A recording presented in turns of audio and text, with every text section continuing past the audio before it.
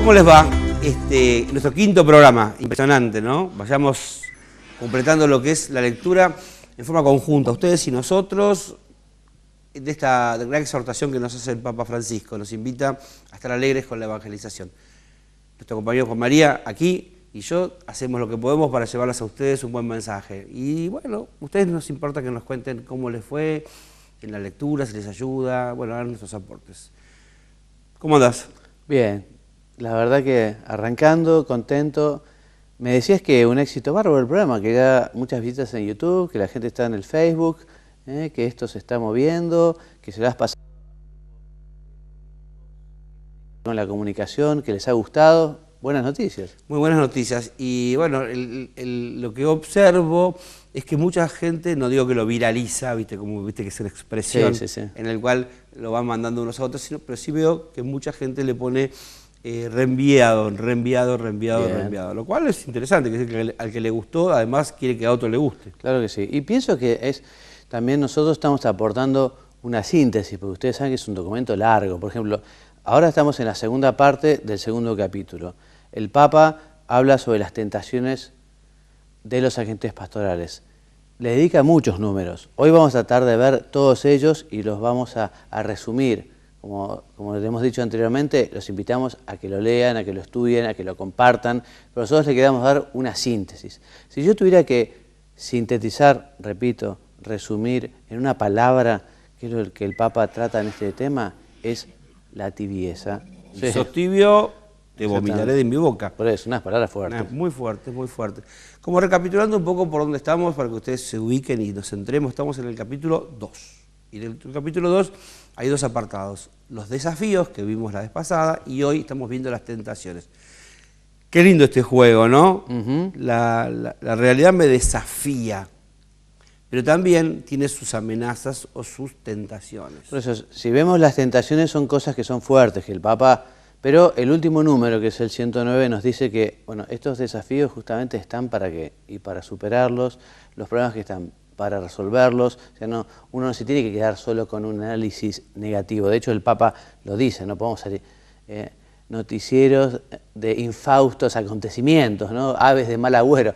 Tenemos que decir cuál es la realidad, pero fundamentalmente para qué, y para tratar de aportar una solución, para tratar de mejorar. Entonces, por eso, el resumen, digamos, de este capítulo, les decía, el Papa describe para los sacerdotes, para los laicos, para los consagrados, un poco este abandono. Pero también después nos habla, y lo veremos en orden, del cansancio feliz. A mí esta frase me encantó, el cansancio feliz. Porque está el cansancio justamente de la dejadez, del individualismo, del egoísmo, cuando el trabajo te lastima, te daña. En cambio, cuando lo que hace el sacerdote, el laico y la gente pastoral es salir a los demás, entregarse, darse, se cansa, pero está feliz de ejercer su ministerio, feliz de ser útil a los demás, feliz de encontrar a Jesucristo en los otros. Sí, hay una alegría genuina, ¿no? Esta felicidad de la que vos hablas es genuina cuando uno dice, terminé lo que me había comprometido a hacer, ¿no? Claro. Esto lo dice también San Juan Pablo II, hoy San Juan Pablo II, en su encíclica exhortativa también, Labor in Exercitiam. Sí, señor. Cuando habla del trabajo y habla sobre lo que significa cansarse trabajando, en el buen sentido, como bien lo expresabas vos, y la alegría que genera, ¿no? El decir, una alegría genuina es la del trabajo terminado. Así es. Y esa nadie te la puede quitar, ¿no? Así es. Pero antes de ir punto por punto del 76 en adelante, quiero que veamos un video de unos comentarios que hace el Papa a los seminaristas, en los cuales les dice que no tienen que ser burócratas, sino pastores. Y estos videos los levantamos de Rome Reports. De Rome Reports, así es. Así que le pedimos a nuestro querido director, don Adrián Amatucci, por favor, que el video.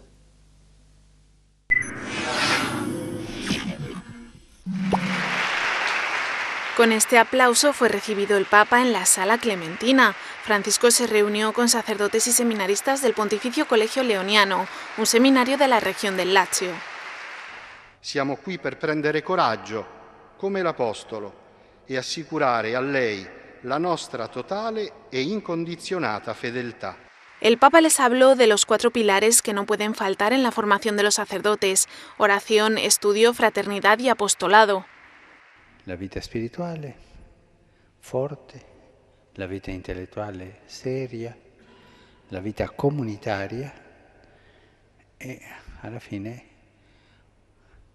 la vita apostolica, ma non in ordine. Tutti e quattro sono importanti, se manca una la formazione non è buona. Abbiamo tanti preti a metà cammino, no? Un dolore che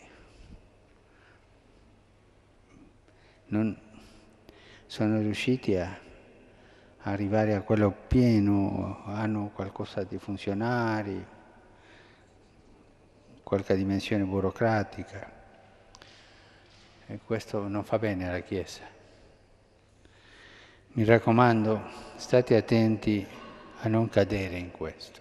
I mistici russi dicevano che nel momento delle turbolenze spirituali bisogna rifugiarsi sotto il manto della Santa Madre di Dio, mai uscire di là, e coperti col manto.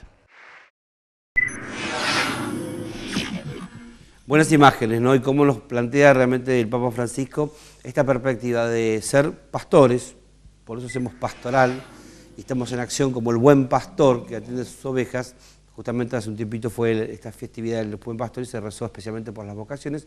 Y no ser un burócrata, no ser un funcionario, ¿no? Esto es, la gente resiste cuando el consagrado se presenta meramente como un funcionario y en cambio adhiere firmemente a la persona y también al mensaje cuando uno realmente tiene la actitud que la Iglesia nos propone, que es la de ser verdaderos pastores, ¿no? La expresión de Francisco es pastores. La expresión de Francisco, pastores con olor a ovejas, sí.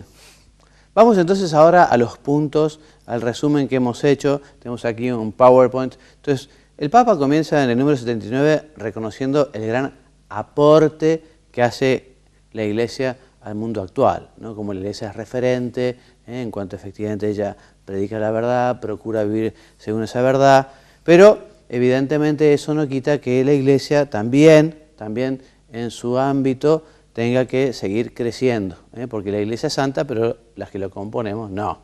Entonces, por un lado en el número 78 nos habla de esa caída del fervor, ¿no?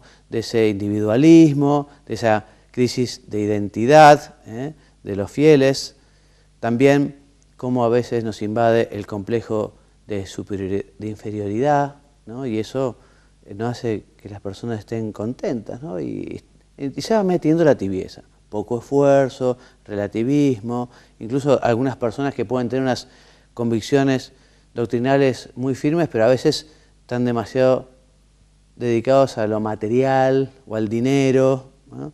O laicos que no se comprometen y que tienen todo su tiempo para ellos, por eso dice el Papa que nos están faltando catequistas, sacerdotes obsesionados con su tiempo, como dice el Papa, una sedia paralizante, como si la tarea fuera un veneno peligroso.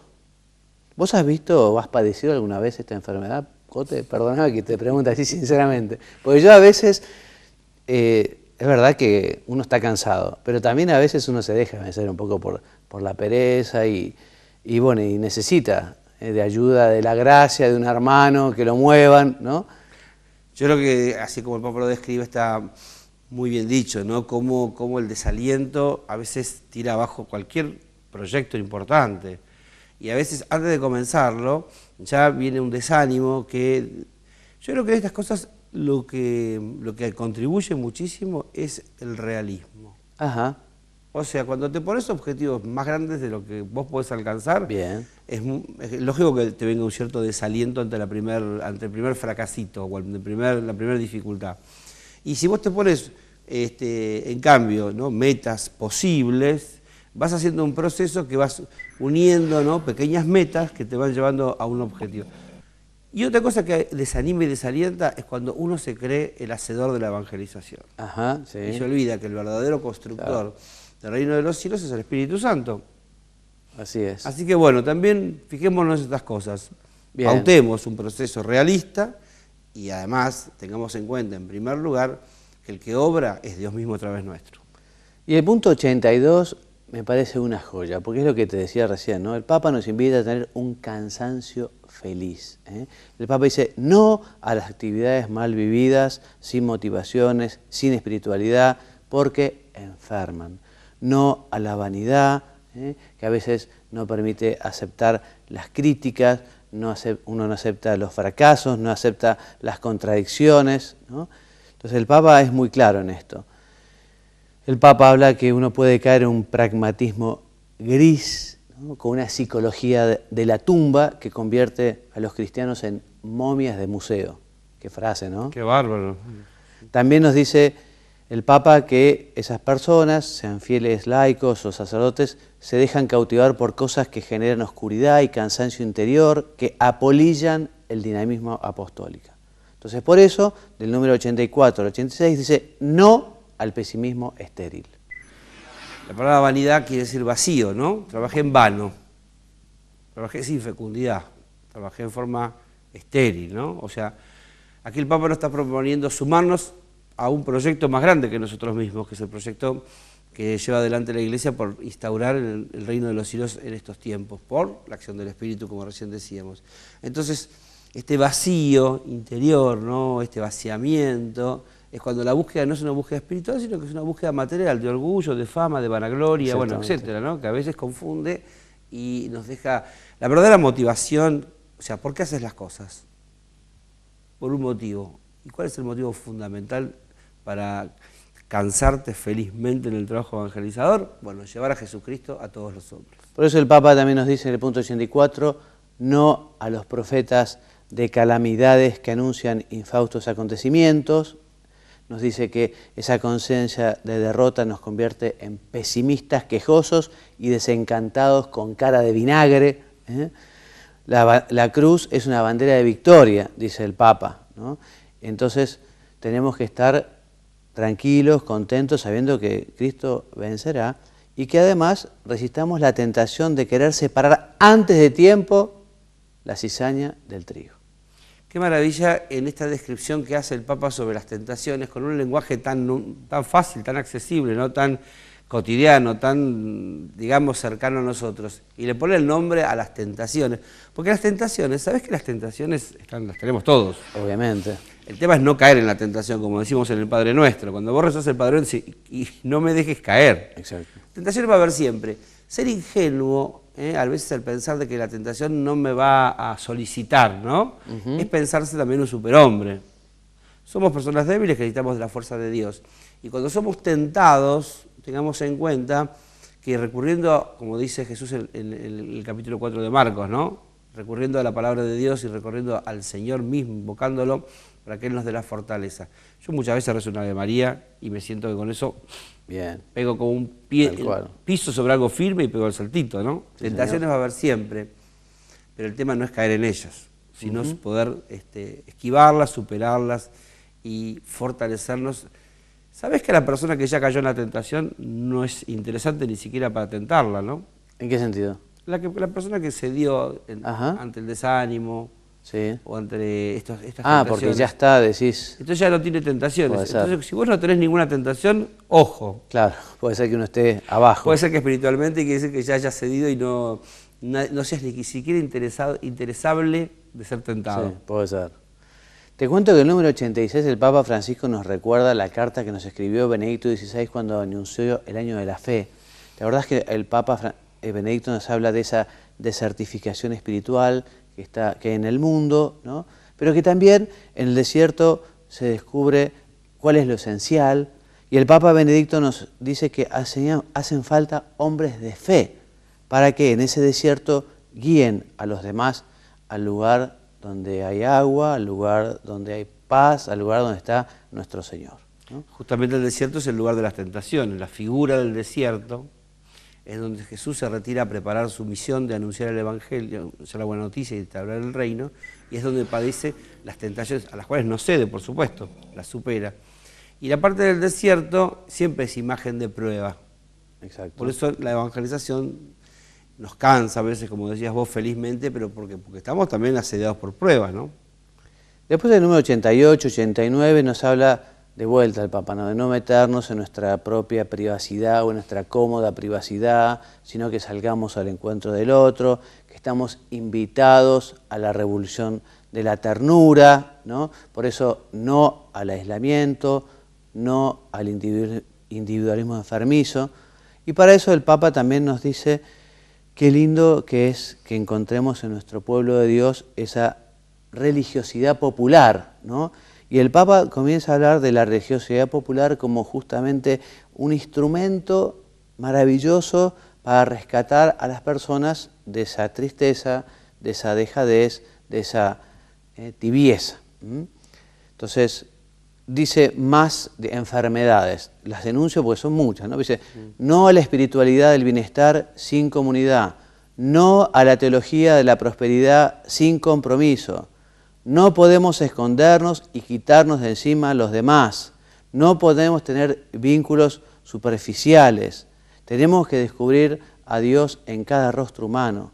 Busquemos una relación, ¿no?, sana con los demás. Busquemos la fraternidad mística. Y llamamos por el número 92. ¿No? Y después el 92 y siguiente habla de la mundanidad espiritual, ¿no? Que acá el Papa pega duro, pues sabes que pega duro porque habla de esa mundanidad espiritual que hay en la Iglesia, incluso quizá en personas que deberían dar especialmente ejemplo, ¿no? Entonces dice que esta mundanidad espiritual puede alimentarse de dos maneras, de un gnosticismo, con una fe subjetivista, o de un neopelagianismo autorreferencial y prometeico. Explica un poco esto porque el neopelagianismo es el que básicamente ve que todo es negativo, que todo es pecado, que la vida cristiana es algo oscuro, gris, triste, ¿no? Entonces, y el prometeísmo es la presunción de que todo se puede, superhombre, ¿no? Exacto. Que cree que todo se va a poder fácilmente y que todo... Sí, es la falta de realismo, ¿no? Por defecto o por exceso. Exacto. Entonces dice que estas personas, que por un lado se sienten superiores, que confían solo en sus propias fuerzas, que sí, quizás sean fieles a unas normas y estilos del pasado, ¿no? Y que esa supuesta seguridad doctrinal o disciplinaria les da cierta firmeza, ¿no? Pero que también eso da lugar a un elitismo narcisista y autoritario. Fuerte, Muy ¿no? bien. A mí lo que me gusta de este capítulo, a pesar de que tenga todo un lenguaje tan fuerte, tan directo, tan concreto, ¿no? Sí. Y a veces hasta nos puede doler algunas afirmaciones, lo que me gusta es esto. El Papa lo que está haciendo en este capítulo es decir, voy a preparar a los agentes evangelizadores. Exacto. Y antes de mandarlos les digo, les doy instrucciones. Digo, miren muchachos. Así estamos. Miren chicas, o sea, miren más familias, miren sacerdotes. Esta es la situación. Exacto. Bueno, la situación es exigente, nos desafía. Ojo, también nosotros tenemos debilidades. O sea, está preparando como salir de campaña, ¿no? Sí. Y decir, bueno, vamos muchachos, equipémonos bien, estemos bien preparados, fortalezcamos, ejercitémonos espiritualmente, no vayamos así ni blanditos, ni tampoco rígidos, vayamos con una actitud fraterna, de diálogo con el mundo, no de concesión, sí de intercambio, sí de enriquecimiento mutuo, ¿no? Te digo más palabras, ¿no? El Papa dice que tenemos que desterrar la vanagloria autorreferencial, que busca continuamente mostrarse a sí mismo, esas personas que a veces tienen una densa vida social, yo pienso más justamente en los sacerdotes o en los religiosos, pero que están demasiado para afuera, ¿no? Salidas, reuniones, cenas, recepciones, incluso con un funcionalismo empresarial que les puede interesar mucho las estadísticas y las evaluaciones, pero que a veces se olvidan de las personas concretas, ¿no? Acá el tema clave es la vida espiritual, ¿no? Uh-huh. A mí me parece que cuando planteamos la evangelización solamente como un emprendimiento empresarial, como vos recién usabas la expresión del Papa, o sea, donde las estrategias, donde, ¿no es cierto?, los mecanismos marketineros, todo eso. Acá lo fuerte que va a hacer marca en el otro, en la conversión del otro y lo va a impactar, es cuando uno le habla de un corazón verdaderamente unido a Jesús. Miren, de una interioridad a la otra interioridad. Sí, porque a veces puede ser una pantalla, ¿no? Un escudo para estar ahí detrás, metido, ¿no? Diciendo, bueno, números, organización, pero en definitiva, ¿no? Lo que interesa son las almas. Y además en la evangelización mano a mano, boca a boca, persona a persona, vos te exponés y exponés quién sos. A mí me gusta mucho también la homilía. En la misa yo a veces bajo 2 o 3 escalones desde el altar y predico desde el pasillo. Y vos sabés cómo cambia, yo cambio en la actitud y la gente cambia en la recepción. Claro. Porque es casi un diálogo entre los que estamos ahí. Y los mismos conceptos que a lo mejor uno puede decir desde un ambón, desde un lugar alto, lo dice desde el llano de la realidad de cada uno. Y eso, dice, este cura también se expone, ¿no? Bien, y llega a los demás. Por eso el Papa dice, Dios nos libre de una iglesia mundana, Dios nos libre de ella, Dios nos libre de generales de ejércitos derrotados, Dios nos libre de ser mundanos, porque el mundano descalifica, critica, se obsesiona con la apariencia, ¿no?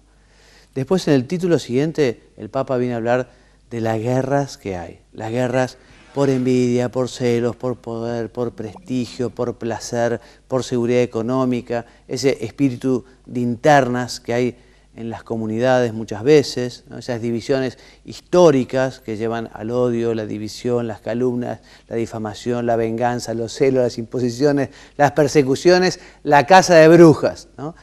En todas palabras fuertes, seguimos repitiendo. Pero, repetimos, el Papa nos invita a vencer, superar, cambiar. No es él, digamos, alguien que solo nos presenta lo malo, ¿no? Él lo que quiere es ayudarnos, ¿no? Y por eso también dice que existen otros desafíos especiales, eclesiales, ¿no? Por ejemplo, que darles a los laicos una mayor cabida, ¿no? Porque a veces los laicos no encuentran espacio por un excesivo clericalismo, ¿eh? Entonces también nos dice que hay que formar a los fieles laicos para que efectivamente ellos, como por el bautismo están llamados a llevar el Evangelio, ellos sean capaces. Para eso tienen que saber.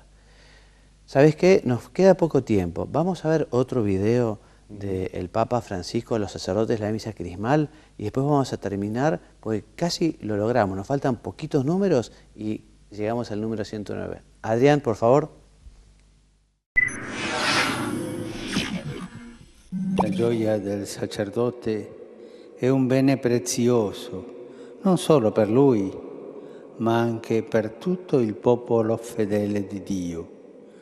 Quel popolo fedele in mezzo al quale è chiamato il sacerdote per essere unto e al quale è inviato per ungere. Francisco dijo que hay 3 rasgos que definen la alegría sacerdotal. El primero es que viene de dentro, desde el momento en que son ordenados y ungidos con el óleo. El segundo rasgo es que la alegría es incorruptible y se puede renovar. Y el tercero es que es misionera.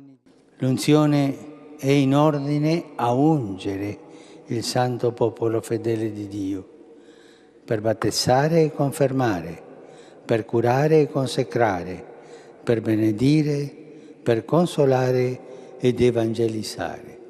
El Papa dijo que la conexión entre el sacerdote y el rebaño es fundamental. Explicó que en los momentos de apatía o de tristeza, el sacerdote puede encontrar la alegría en las personas.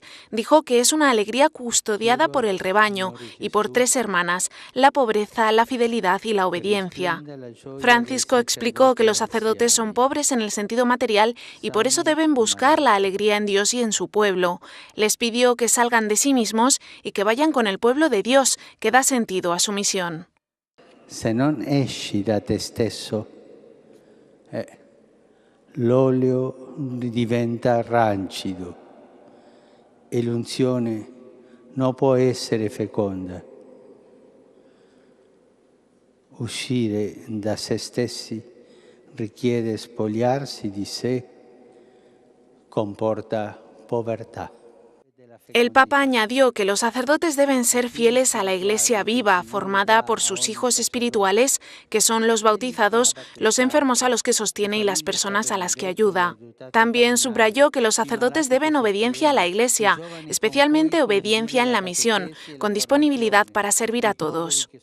Dove il popolo di Dio ha un desiderio, una necessità, là c'è il sacerdote che sa ascoltare, obaudire, e sente un mandato amoroso di Cristo che lo manda a soccorrere con misericordia quella necessità, o a sostenere quei buoni desideri con carità creativa.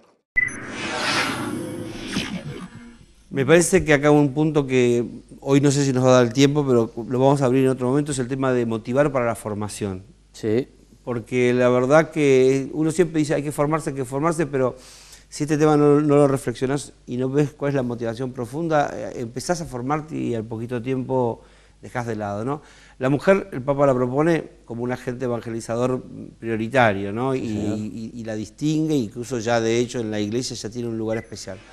El sacerdote también tiene el propio en su rol, que es el varón, digamos, y en eso no hay discusión, dice el mismo Papa, ¿no? Exactamente. Y después propone otras acciones. Los jóvenes que tienen una fuerza dinamizadora, también los convoca y los invita a sumarse a la gran acción evangelizadora. Y a nosotros nos dice, bueno, escuchemos a los jóvenes, aprendamos el lenguaje para entenderlos, porque si no podemos estar hablando dos idiomas distintos y así no hay forma, ¿eh? Ni ellos nos comprenden, ni nosotros los entendemos, ¿no? Y tampoco se olvida de los ancianos. Uno a veces dice, esta sociedad descarta a la persona grande, ¿no? A la persona mayor, porque ya es más lenta, porque tiene algunas disminución en la vista, a lo mejor, bueno, entonces cualquier cosa que no te haga perfecto, la sociedad te descarta.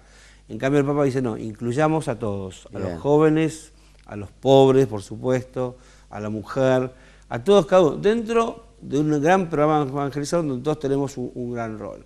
Así que bueno, ya vamos concluyendo. Sí. Te diría que el 107 nos habla de la escasez de vocaciones sacerdotales y a la vida consagrada, que a veces es por falta de fervor, pero que efectivamente tenemos que realmente rezar, ¿eh? Primero estar contentos nosotros, quienes tenemos nuestra vocación, para mostrarle a los demás, y después animar a los demás a que, si el Señor los llama, que respondan al llamado. Muy bien, entonces seguimos trabajando y seguimos leyendo. Lo lindo es que ustedes puedan ya anticiparse en los próximos puntos del capítulo 3. Exactamente, llegamos al punto 109, que es los desafíos están para superarlos. Así que les pedimos que lean este segundo capítulo, esta segunda parte del segundo capítulo, con esta idea, cómo hacemos para superar estos temas que nos lastiman un poco. Y ya nos vamos a zambullir en el capítulo 3, que nos va a proponer cómo anunciamos el Evangelio, qué y cómo, ¿no? Bueno, entonces nos despedimos, les voy a dar una bendición, que Dios los bendiga y los haga muy santos. Gracias y hasta el próximo programa.